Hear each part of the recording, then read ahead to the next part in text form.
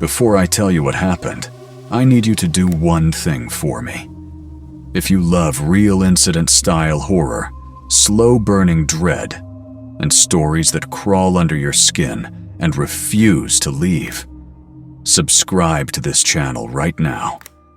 Like the video, share it with someone who enjoys being scared, and tell me in the comments what city or country you're watching from and what part of your day this story found you in. Now, listen carefully, because I wish someone had warned me the way I'm warning you. I wasn't sick when this trip started, not physically anyway, but there was something wrong with me long before I realized it. Something subtle, something quiet. The kind of wrong that doesn't announce itself with pain or panic. The kind that waits. This isn't a story about monsters in the woods or shadows sprinting through hallways. It's about counting people and getting it wrong. The idea didn't come from me. It never does. It came from Rowan, who had this habit of pitching plans like they were already inevitable. If Rowan suggested something, the rest of us usually found ourselves doing it a week later. No formal agreement, no big discussion. Just momentum. We were sitting in my apartment in a city I'd already grown tired of. Concrete views, traffic noise, air that smelled faintly burnt no matter the season. There were 4 of us that night: Rowan, Calder, Maeve, and me. Calder and Maeve were together. They had that quiet, synchronized way of sharing space that made you feel like you were interrupting something even when you weren't. They'd been dating long enough to stop explaining themselves. Rowan leaned back in his chair, balancing it on 2 legs, scrolling through listings on his phone. "We should disappear for a few days," he said casually. "Mountains. Real mountains. Somewhere cold enough that the air hurts." Maeve smiled immediately. Calder didn't, but he didn't say no either. I remember counting us without thinking. 1, 2, 3, 4. It felt complete. We chose a remote mountain town in the western United States, the kind of place that looks like a postcard, but empties out once tourist season fades. The listing Rowan found was perfect in that suspicious way. Wooden lodge, panoramic views, isolation without total inaccessibility. No neighbors close enough to see you. No cell signal worth mentioning. The owner's description emphasized privacy, like it was a feature instead of a warning. I told myself that was just marketing. We drove for hours. The city thinned out, then vanished altogether. The road narrowed. Snow appeared along the shoulders in uneven patches, old and compacted, like it had been waiting for us. Conversation faded naturally the way it does when everyone's thoughts turn inward. Music played softly. Tires hummed. Pines crowded closer to the road. At some point, I realized I was no longer relaxed. Nothing specific had changed, but my body knew something my mind hadn't caught up to yet. I remember checking the rearview mirror and feeling a strange, passing confusion. Not fear, just a flicker of uncertainty, like forgetting why you walked into a room. I shrugged it off. People do that all the time. The lodge stood alone at the end of a winding gravel path. Tall, dark wood. Snow piled on its roof like it belonged there. It matched the photos exactly. That alone should have bothered me. Inside, everything smelled clean, but unused, like a place that had been prepared for people who never arrived. The rooms were spacious. The windows framed endless trees and distant ridges. There was a long dining table in the main room, already set with placemats. I remember noticing the number of chairs. 5. Rowan laughed when I pointed it out. "Owner probably hosts big groups," he said. "Or they just like symmetry." I accepted that explanation because it was easy. We unloaded bags, claimed rooms. Calder and Maeve took the one with the best view. Rowan disappeared upstairs immediately, already making himself at home. I stood in the kitchen for a moment longer than necessary, staring at the counter. There were 5 mugs hanging from hooks above the sink. I took one down without thinking and placed it upside down in the cabinet. Then another. By the time I realized what I was doing, I'd put away 4. One remained. I told myself I hadn't noticed it earlier. We explored the lodge, laughing, poking fun at how quiet everything felt. Outside, the wind moved through the trees with a steady, whispering sound that made it hard to tell distance. Dinner was simple. Takeout from the last open place we'd passed on the way in. We sat at the long table. I took the seat at the end, back to the wall. I've always liked knowing what's behind me. Rowan sat across from me. Calder and Maeve took the side seats. 4 of us. Yet the table didn't feel empty. I remember shifting in my chair, glancing to my left without a reason I could explain. No one was there. Still, the feeling lingered, like a pressure, like a weight where there shouldn't be one. Rowan told a story about a trip he'd taken years ago, something funny involving a broken-down car and a town that didn't show up on any map. We laughed. Maeve leaned into Calder. Everything was normal. And yet I kept losing track, not of time, of space. Whenever someone moved, stood up, walked to the kitchen, returned, I had to recount us in my head. It wasn't panic. It was more like a compulsion. 1, 2, 3, 4. Complete. Every time. The listing mentioned a caretaker who lived nearby. We never saw anyone. Rowan sent a message to the owner asking about trash disposal and local trails. The reply came quickly enough, but one line stood out. Caretaker is no longer on site. You'll have full autonomy during your stay. Autonomy. It sounded empowering. It felt isolating. That night, after everyone went to their rooms, I stayed up alone in the main area. The fire had burned low. The lodge creaked softly as temperature shifted outside. I wasn't scared. I was alert. There's a difference. I stood up to lock the front door, something we hadn't done earlier, and that's when I felt it again. That sense of being counted, not watched. Counted. Like something was making sure I was still there. I turned slowly, scanning the room. Empty. I locked the door anyway. The next day, we decided to hike. Nothing intense, just a marked trail that looped along a ridge and back toward the lodge. Snow crunched under our boots. The sky was clear, painfully blue. We talked. We joked. We took photos. At one point, Rowan walked ahead to check a trail marker. Maeve stopped to adjust her glove. Calder lagged behind her. I was in the middle, and I had the sudden, unmistakable sensation that someone was walking just behind me. Close enough that I should have heard footsteps.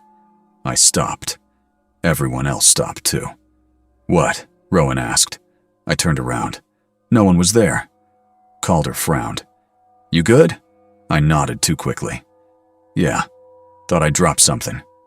That was a lie. I hadn't dropped anything. I'd lost something. Or rather, I couldn't tell if I had. The counting problem. It got worse after that. Not dramatically. Not in a way that would have justified fear. Just persistently. At a small overlook along the trail, we paused to drink water.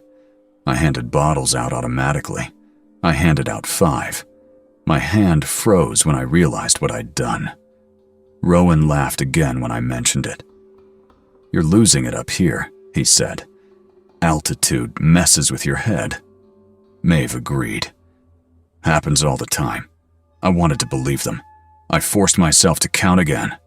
1, 2, 3, 4. The world snapped back into place, but the feeling didn't leave. Back at the lodge, exhaustion hit us all at once. Calder and Maeve went to their room early. Rowan claimed he was going to read upstairs. I stayed downstairs. I don't know why. I sat at the dining table, staring at the empty chair at the far end. I told myself it was just a chair. I told myself a lot of things. Then I heard movement. Not footsteps. Not a sound I could describe easily. More like the subtle shift of weight, wood responding to pressure. The chair across from me moved. Not much, just enough.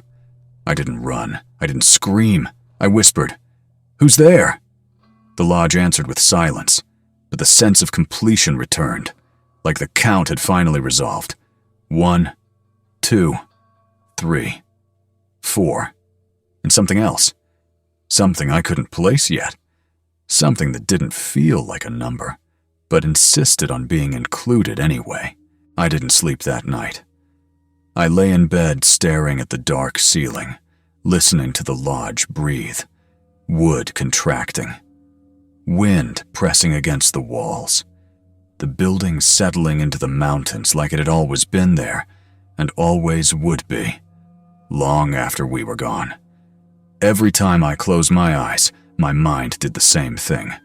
1, 2, 3, 4. Then it hesitated. Not because it forgot, because it didn't know where to stop. When morning finally arrived, it felt wrong. Not dark wrong or ominous wrong. Just off. Like a song playing at the wrong speed. I went downstairs first. The dining table was exactly as we'd left it, except the chair. The one that had shifted the night before was pushed in now, perfectly aligned with the table, as if someone had been considerate enough to tidy up. I stood there longer than I should have, heart steady but heavy. Then I heard footsteps on the stairs. Rowan appeared, hair messy, rubbing his eyes. "You're up early. Did you come down here last night?" I asked. He shook his head. "Nope, passed out upstairs." Calder and Maeve joined us soon after. They looked rested, normal, human. I wanted to tell them what I'd seen. Instead, I asked a safer question. "Does anyone else feel like the lodge is crowded?" Maeve smiled gently. "Cabin fever already?" Calder chuckled. "It's just quiet. Makes you notice your thoughts."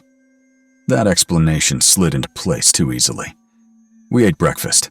I counted plates without meaning to. 4. Mugs. 4. Chairs pulled out. 4. The lodge behaved itself. For a while, we decided to drive into the nearby town later that morning. It wasn't much. One main road, a diner, a general store, a gas station that looked older than the mountains themselves. The locals were polite in that distant way that doesn't invite questions. At the diner, we slid into a booth. The waitress brought menus, 5 of them. She blinked when Rowan pointed it out. "Sorry," she said, taking one away. Must have miscounted. My stomach tightened.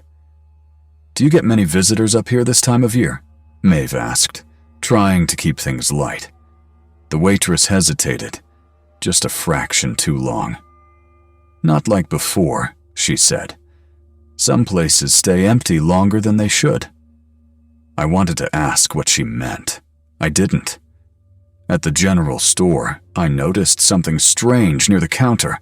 A corkboard cluttered with notes, lost gloves, missing pets, old flyers faded by sun and time. One caught my eye. A handwritten notice, edges curling. Caretaker needed. On-site residence provided. Inquire within. No date. No contact number. Just that. I stared at it until Rowan called my name. The drive back felt shorter. Or maybe I was distracted. Once inside, the air felt heavier than it had that morning. The lodge hadn't changed, but my awareness of it had sharpened, like my senses had been tuned a notch too high. Calder suggested another short hike later. Maeve agreed. Rowan was enthusiastic. I wasn't. I told them I'd stay back and rest. They didn't argue. The door closed behind them. I was alone.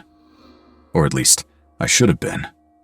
I moved through the lodge slowly, checking rooms without fully committing to the action. Doors stood open, beds untouched, everything where it belonged. Yet the feeling persisted, like a hotel room that's been slept in by someone else, no matter how clean it looks. I sat in the main room, trying to read. I couldn't focus. The sense of being accounted for pressed against my thoughts again, not as fear, but as expectation. Then came the sound. Not footsteps, not movement. A subtle, rhythmic shift, like weight transferring from one side to another. Somewhere above me. I froze. The sound came again. Upstairs. Rowan's room. I stood, heart finally responding to the situation, and called out, "Hello?" No answer. I climbed the stairs slowly, every step deliberate. Rowan's door was open. The room was empty. The bed was untouched. The window closed. No drafts. No explanation. Yet the sound had been real. I knew it. When the others returned from their hike, they were in high spirits.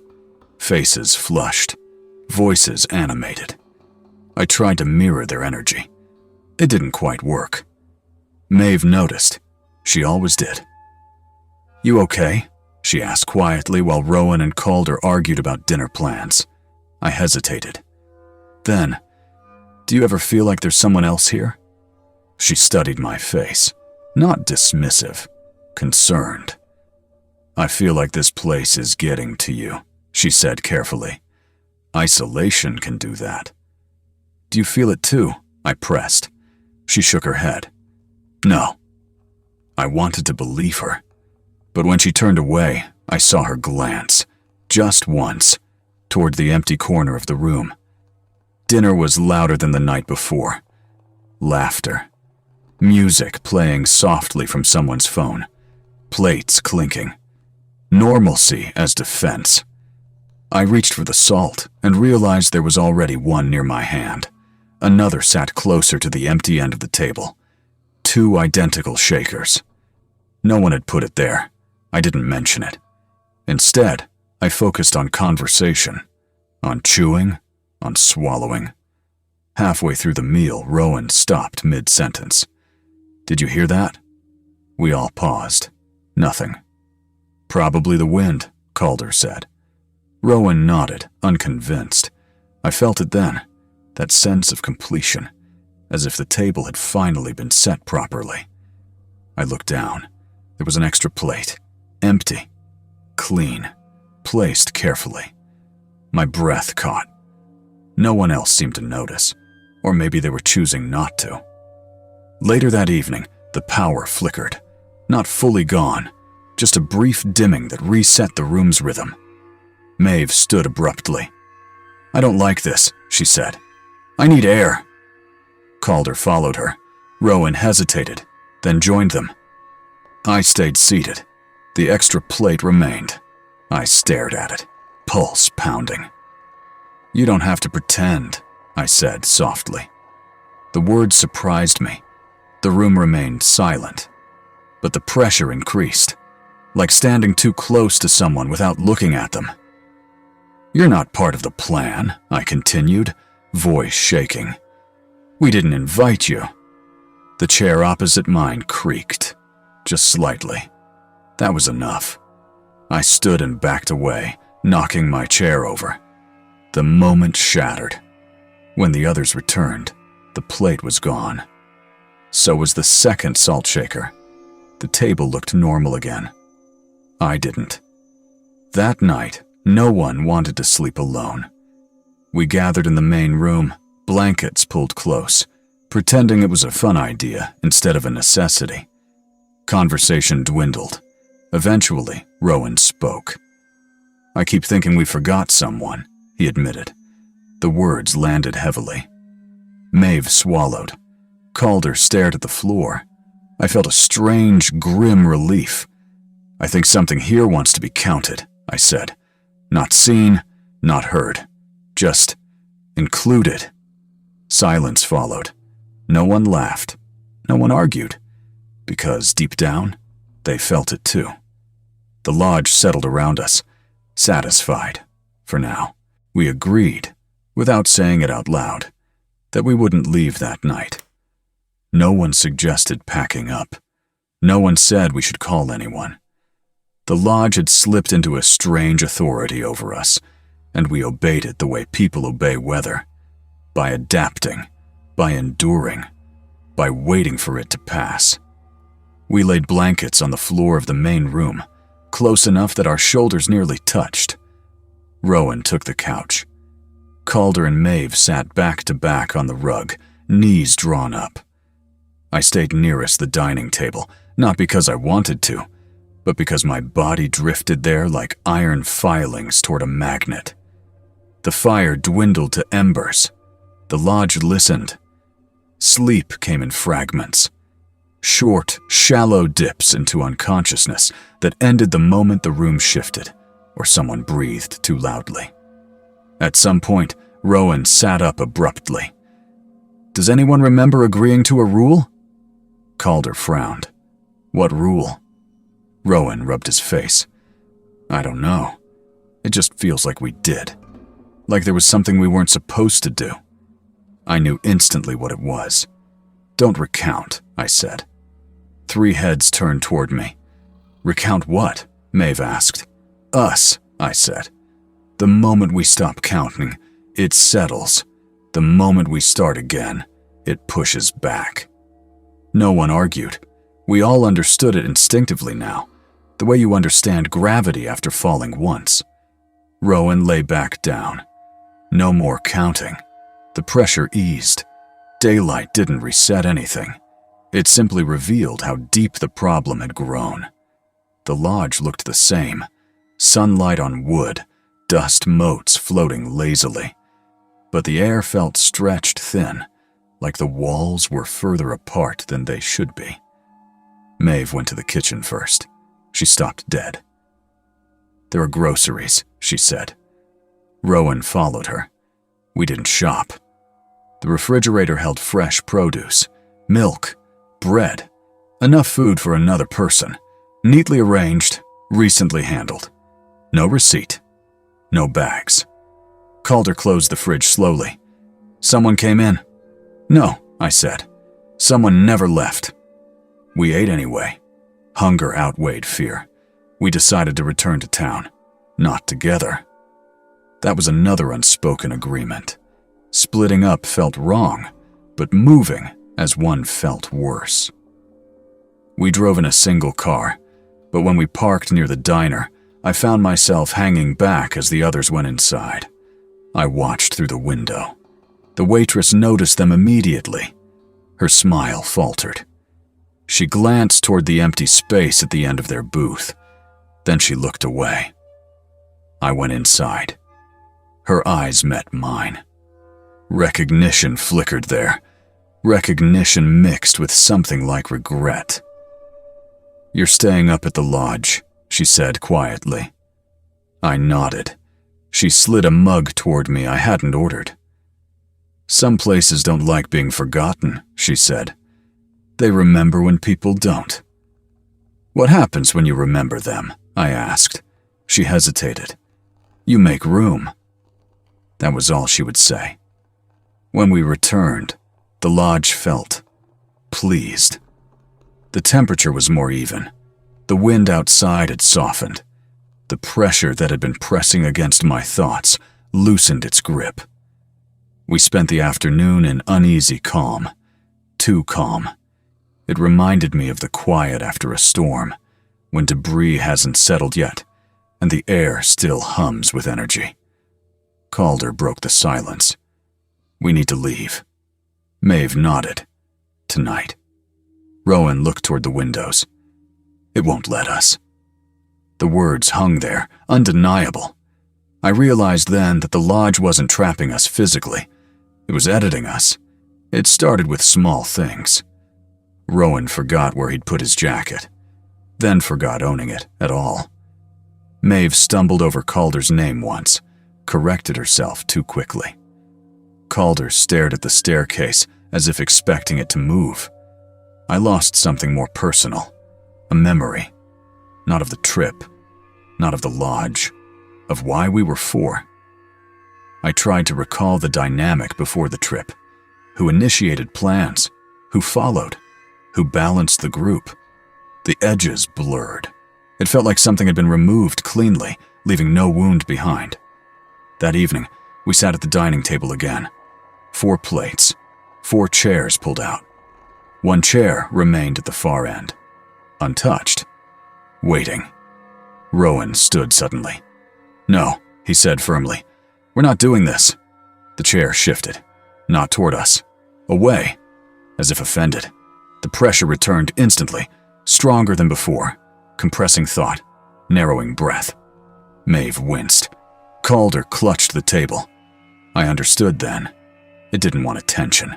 It wanted agreement. "I'll sit," I said. 3 voices protested at once. I ignored them and moved to the far end of the table. The moment I pulled the chair back, the lodge exhaled. The pressure vanished. Warmth spread through the room. The fire flared brighter without being touched. Maeve stared at me. "What did you do?" "I made space," I said. Rowan whispered, "For who?" I didn't answer, because I didn't know anymore. From that point on, things became easier. Too easy. The lodge stopped pushing. Doors opened smoothly. The wind outside quieted. Even our moods lifted, artificially buoyant. But the balance had shifted. When I spoke, sometimes my voice sounded delayed, like it arrived half a beat after I thought the words. I noticed my shadow didn't behave the way it should, stretching when it shouldn't, pooling too thickly beneath my feet. Maeve avoided looking directly at me. Calder watched me constantly. Rowan finally said it. "You're changing." I smiled, and hated how natural it felt. "I'm just fitting," I said. They tried anyway. While I was upstairs, they packed. Quietly, efficiently, desperately. I sensed it before I heard it. The lodge tightening again, reacting to imbalance. I found them by the door, bags in hand. Maeve's eyes filled with tears when she saw me. "Please," she said. "Come with us." "I can't," I replied honestly. Calder stepped forward. "You don't belong here." The lodge disagreed. The door wouldn't open. Not locked. Just resistant. Like pushing against memory itself. Rowan dropped his bag. "It wants him." The words weren't cruel. They were factual. That night, as they slept fitfully, I sat alone at the table. The 5th chair was no longer empty. I didn't see anyone sitting there. But the space was occupied. I felt complete. For the first time since arriving, the counting stopped mattering. Because I knew the truth now. The lodge didn't need a caretaker. It needed a constant. Someone to ensure the count always resolved. Someone who would stay when others left. Someone who would remember when the place was forgotten. I had been selected long before we arrived. I had simply taken longer to notice. I don't remember falling asleep that final night. I remember sitting at the dining table, hands folded, listening to the lodge breathe around me. Wood, wind, warmth, pressure, all synchronized now. No resistance, no correction, balance. When awareness returned, it wasn't morning. It was something quieter than that. The lodge no longer felt large. It felt precise. Every wall, every beam, every shadow had settled into a configuration that made sense, like a solved equation. I stood up and noticed, with a dull curiosity, that my reflection in the dark window glass didn't behave quite right. Not wrong. Delayed. As if it waited for confirmation before copying my movements. I didn't test it again. I already knew the answer. Behind me, the others slept in the living area. Their breaths were uneven. Restless. The lodge tolerated them the way it tolerates visitors. Temporarily. I understood now that the discomfort, the counting, the pressure, It hadn't been punishment. It had been audition. The lodge didn't want fear. It wanted fit. Places like this don't start wrong. They become wrong slowly, through neglect, abandonment, unfinished roles. I understood fragments of it now, not as memories, but as impressions layered into the wood and stone. People passed through this place for years. Some stayed briefly, some longer. Someone always remained behind, unofficially, unnamed. Caretaker wasn't a job title, it was a condition. The lodge didn't trap people, people balanced it, until they didn't. And when the balance failed, the place began to count again. I heard Maeve stir before I saw her move. She sat up slowly, eyes immediately finding me at the table. Her face crumpled, not in fear, but in grief. "You're not coming back with us," she said. It wasn't a question. I shook my head. Rowan woke next, then Calder. They saw it too. Whatever shift had settled into me was unmistakable now. My posture, my stillness, the way the lodge no longer pressed against me at all. Calder stood and approached carefully, like I might break. "This isn't you." I considered that. "You're right," I said. "It's not who I was." Rowan swallowed hard. "We can get help." I smiled gently. "For what? I'm not hurt?" The lodge hummed softly, approving. They tried to leave again. This time, the door opened. That surprised all of us. Cold air rushed in, sharp and clean, like the world beyond still worked the way it was supposed to. Maeve stepped onto the threshold. The lodge reacted instantly, not violently, precisely. The pressure returned, but not on me, on them. Maeve gasped, staggering back. Calder caught her. Rowan froze mid-step. I felt it clearly now, an imbalance forming. 3 leaving, 1 remaining, the count breaking. "Stop," I said calmly. The pressure eased. They stared at me. "You see?" I continued. "It's not cruel. It's careful." Maeve's voice shook.